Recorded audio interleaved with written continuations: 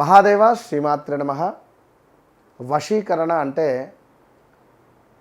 భార్యాభర్తలకు కానీ లేదా వ్యాపారంలో కానీ ఇలాంటి సందర్భాలలో వాస్తవానికి మనము వారి వశమై ఉండాలి ప్రేమతో.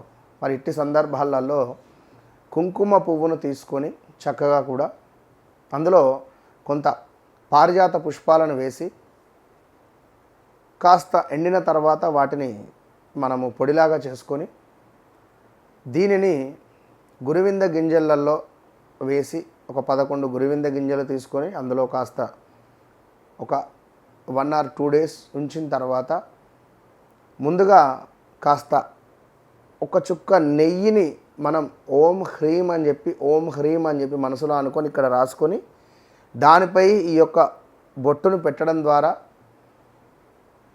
వేరే వారికి పెట్టినా మనం పెట్టుకున్నా ఎదుటివారు మనకు వశమయ్యేటువంటి పరిస్థితి ఉంటుంది. All the best.